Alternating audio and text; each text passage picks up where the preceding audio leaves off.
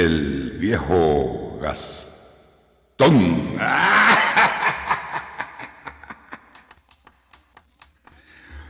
Muy buenas noches, mi pueblo. Muy buenas noches. El viejo Gastón, como siempre, y ahora repotenciado, porque el viernes me hicieron un procedimiento en las rodillas, muy poco invasivo, bastante novedoso.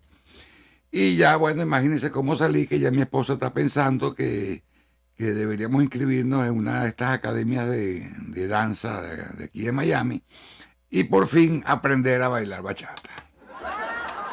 Las rodillas me quedaron parejitas, el hueso se separó del otro hueso, todo quedó bien acojinadito ahí, no tengo dolor, me paro sin mayores dificultades.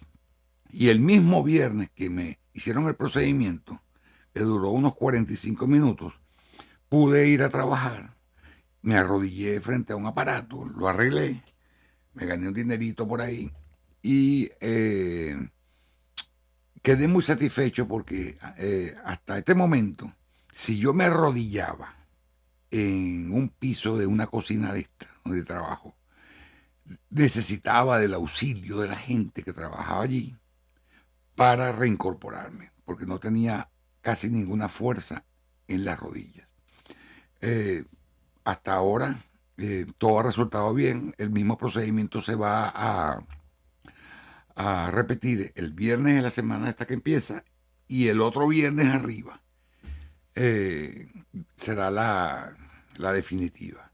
Estoy muy agradecido por la unidad de medicina deportiva de la Universidad de Miami y muy especialmente agradecido con el doctor Stephen Noel Henry, quien tomó el problema en sus manos, se ha portado muy bien, se movió muy bien con el seguro, él y su personal, y le agradezco muchísimo, muchísimo ese sentido de humanidad que tiene ese médico, que muy pocas veces a uno, por lo menos aquí en los Estados Unidos, se consigue uno con un médico tan simpático, tan amable y tan profesional, tan familiar, así como los que estábamos acostumbrados a ver en nuestra antigua Venezuela.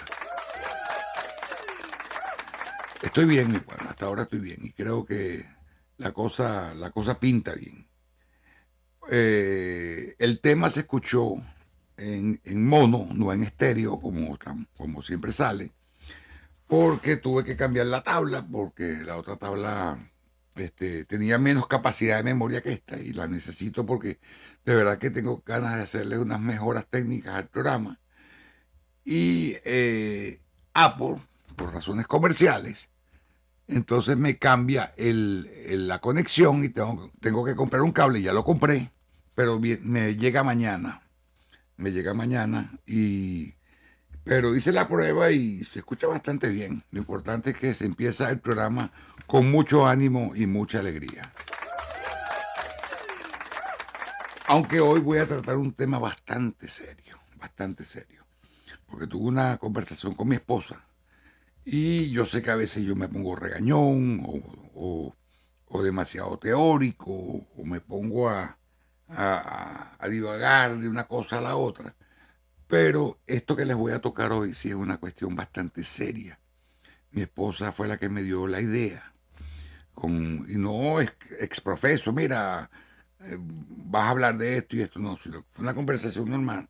Y me dice mi esposa que ella siente que se están perdiendo los valores occidentales en nuestra sociedad. Y nosotros somos una sociedad, ¿verdad? La sociedad occidental, que tenemos un basamento moral en la cultura judeocristiana.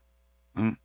En materia del espíritu, nuestro basamento es judeocristiano. En materia de organización y leyes, nuestro basamento es greco-romano.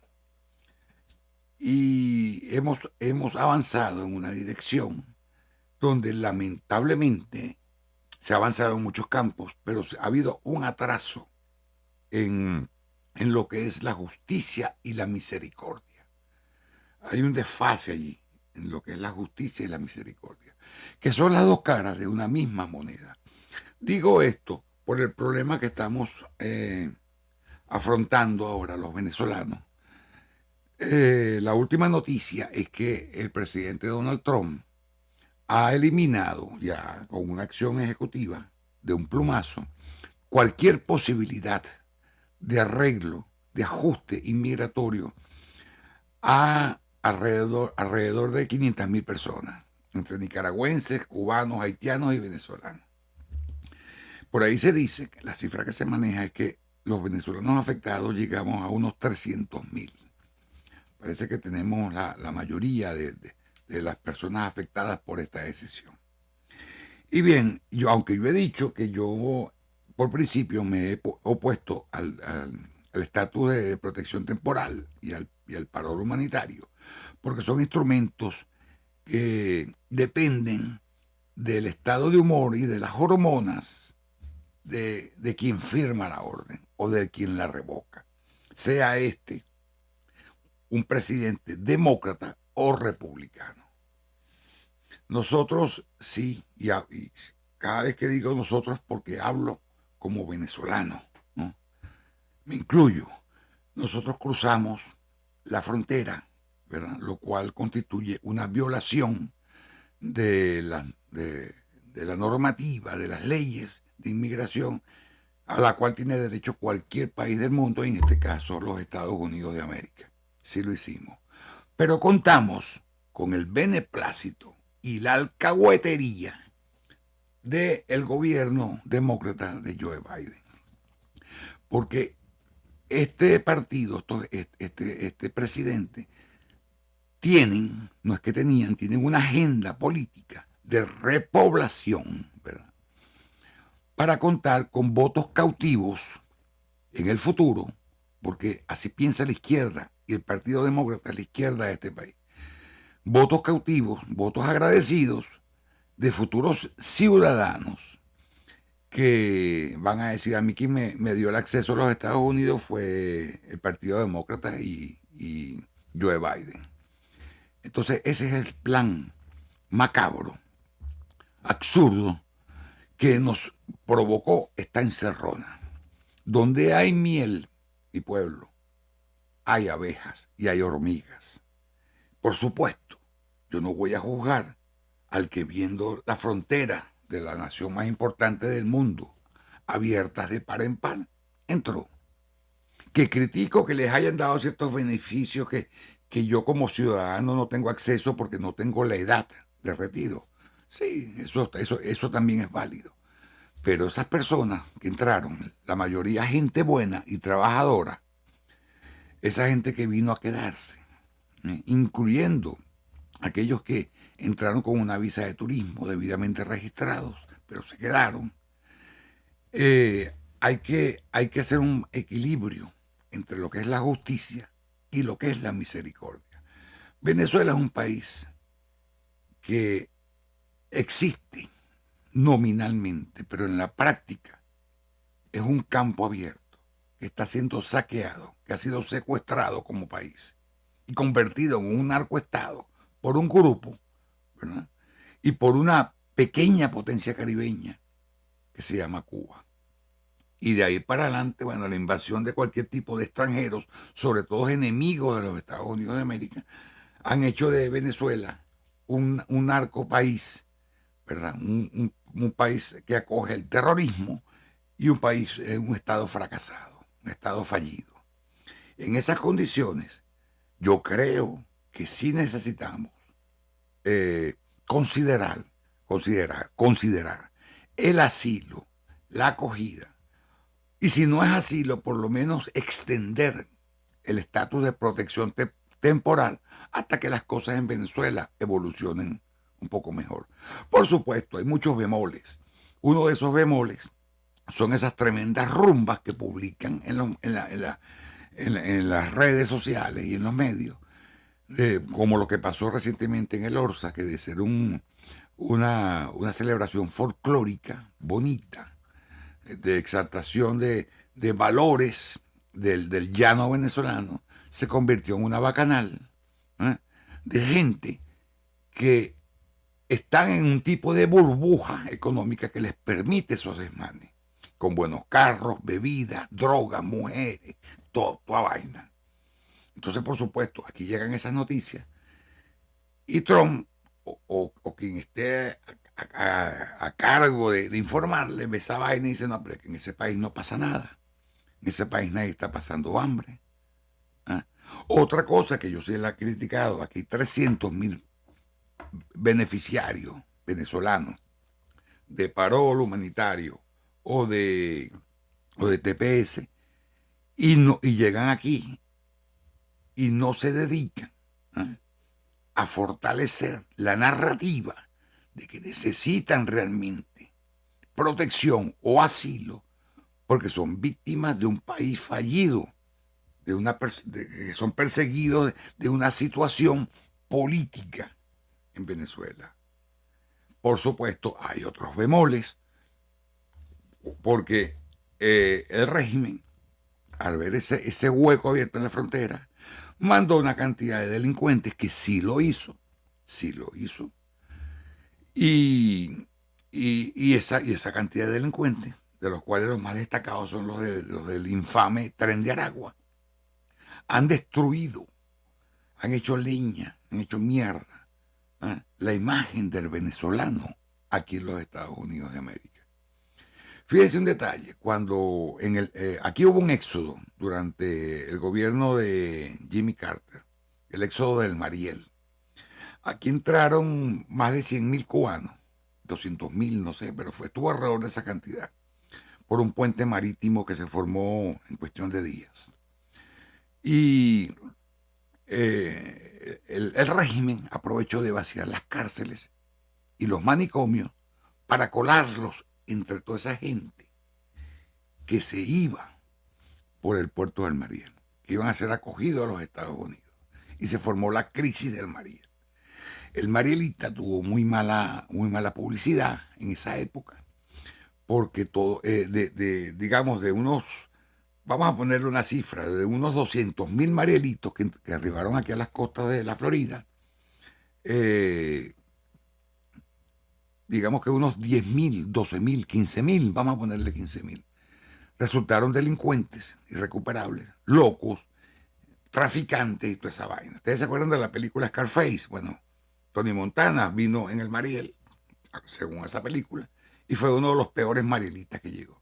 Hoy por hoy, muchos años después, los marielistas, aquí les decían la escoria. Aquí le dicen, yo todavía tengo un amigo que yo sé que es marielita y de cariño le digo, ¡epa, escoria! Y el muchacho me dice, bueno, el muchacho de la edad mía ya, me dice, tu madre. Y no me puede decir de otra manera, porque entre nosotros estamos jugando. Pero esa gente le decían la escoria. Los marielitas eran la escoria, allá en Cuba y aquí. Entonces, yo veo el paralelismo entre ese éxodo y el que nos agarró a nosotros aquí cruzando la frontera. Pero los cubanos manejaron esto de una forma un poquito distinta y demostraron, hoy por hoy los marielitas son empresarios exitosos, son profesionales exitosos, son gente que se han integrado al melting pot. Melting pot es como una olla y melting es como derretimiento. Es en esa olla donde se mezcla como un potaje, como una sopa, como un sancocho, ¿no? Todos los aportes de la inmigración. Y hoy por hoy, los marielitas no sienten ninguna vergüenza de identificar si yo vine por el Mariel. Y lo hicieron bien.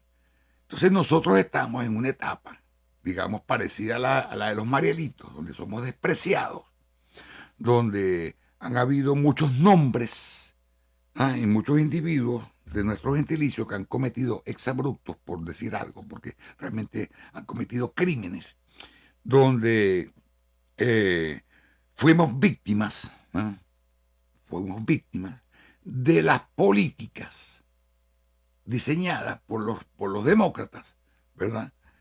Para repoblar, para ser utilizados como peones en sus planes macabros. Fuimos fichas en un juego macabro de ajedrez. Entonces, ¿qué pasa, mi pueblo? Pasa lo siguiente. Pasa que ya gana Donald Trump Y Donald Trump ve la situación, él recibió un mandato, porque ese fue el mensaje básico que él hizo en su campaña, un mandato para cerrar la frontera. Y ahí es donde se forma el problema, ahí es donde hay que sentarse en serio a analizar el problema. Porque uno de los problemas culturales que tienen los Estados Unidos es que aquí es negro o es blanco. Aquí no hay tonos grises. Los tonos grises no existen. ¿Mm? Aquí siempre, cuando uno ve una ley, una acción, una cosa, siempre se va al extremo. Por ejemplo, durante la administración Biden, el extremo era que todo se movía, toda legislación, toda regulación, alrededor de los intereses de la comunidad LGTBIQ, WK, toda esa vaina, todo ese abecedario. ¿Mm? Ahí no había un tono gris donde dijera, sí, dale todos los derechos, son seres humanos, dale todos los derechos que quieran. No, la sociedad entonces fue obligada a someterse a la agenda de una población que es menos del 0.01 del total de los 320 millones de ciudadanos y residentes americanos aquí. Con eso quiero explicarles por qué aquí no hay tonos grises. Llega Donald Trump, ¿verdad?, y quiere arreglar lo de la frontera y se va para los tonos negros. No, aquí, mira, esta gente que entró con Biden, que metió Biden, liquidado. Y resulta ser, y esto lo digo analizando la posición de mi esposa, que esa gente ya después de 2 años están pagando carros, casas, tienen trabajos estables, muchos han montado negocios, muchos han parido sus hijos aquí. Y entonces no es que se hayan ganado el derecho de estar aquí, porque ahí estaríamos en contra de la justicia. Porque sí, lo dije desde un principio, se han violado normas de inmigración que son naturales y son derechos de cada país de este planeta. Entonces, pero aquí es donde hay que voltear la moneda y ver qué se puede hacer para equilibrar la justicia, ¿verdad? La justicia clama por la aplicación de las leyes, pero la misericordia clama porque esa justicia esté en función del ser humano y no el ser humano sometido al imperio de esa justicia. Yo siempre he hablado aquí en los programas de la ley por causa del hombre y del hombre por causa de la ley. Hay leyes que se crean, cuando la ley es justa, se crea por causa de la situación del hombre. Y con hombre quiero decir hombre y mujer. Yo no hablo en lenguaje inclusivo, ¿verdad? Si hay que poner una ley que beneficie al hombre, eso es la ley por causa del hombre.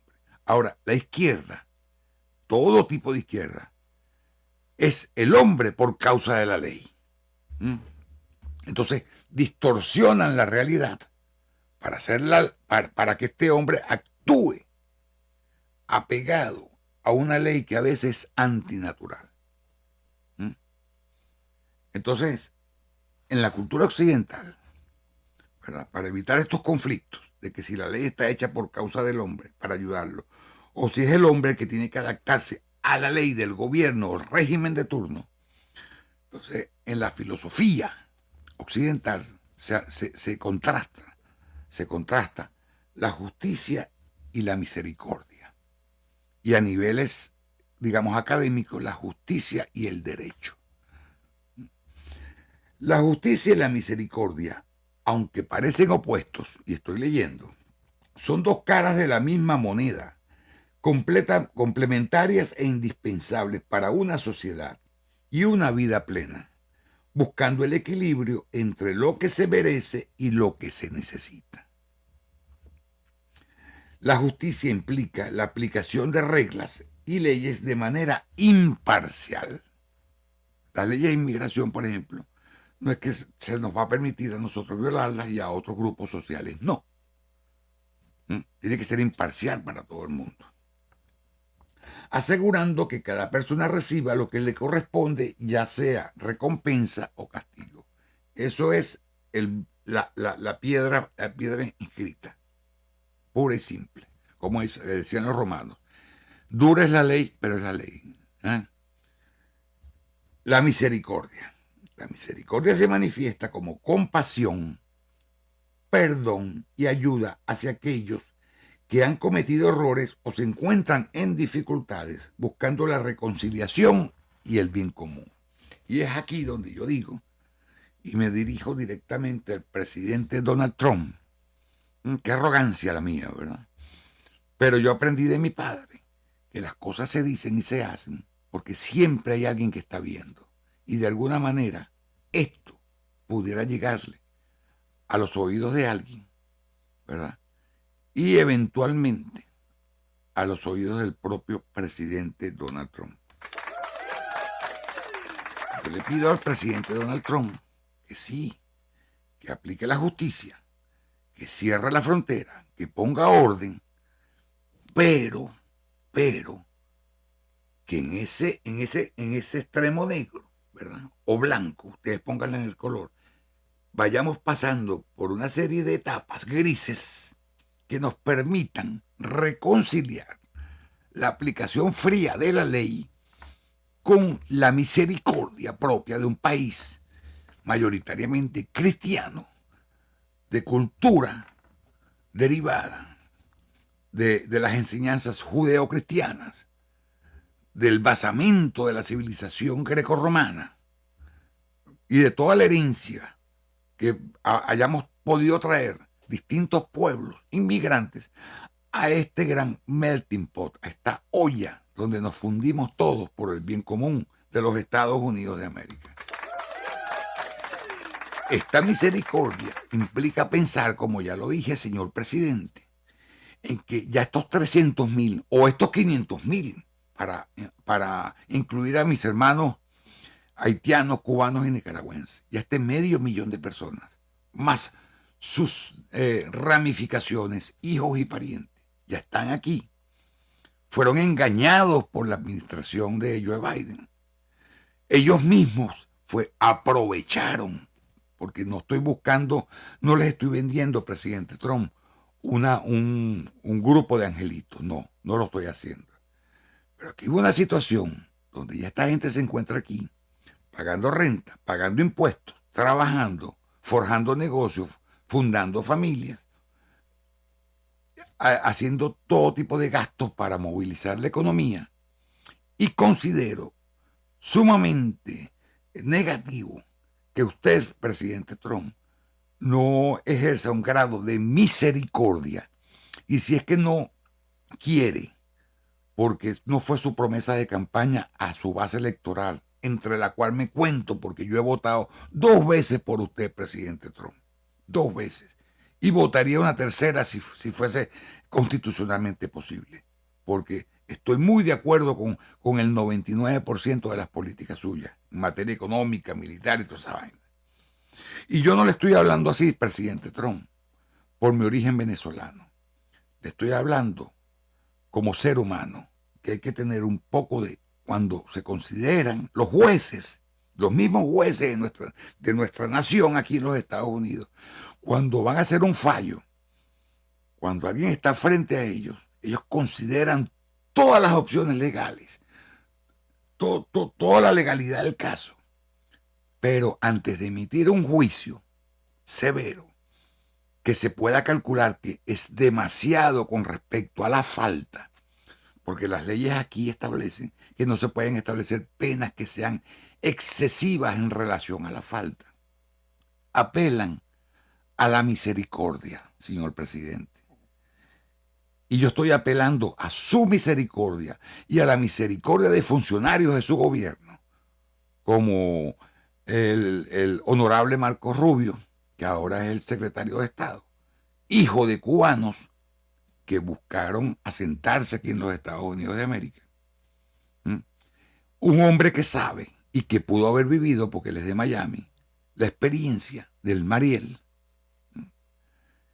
y que con esa poquita, mira, si su misericordia fuera del tamaño de un grano de mostaza, como dice la Escritura, pudiéramos hacer un bien del tamaño de un enorme árbol de mostaza. La semilla de mostaza es casi microscópica y el árbol gigantesco. Usted ganaría mucho, el país ganaría mucho.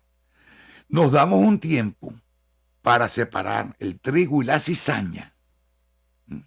Y le damos la oportunidad a gente, ¿verdad?, de integrarse. Le damos una lección al mundo de que seguimos siendo un pueblo noble, un pueblo, si lo vamos a poner en términos religiosos y metafísicos, escogido para ser la primera potencia del mundo.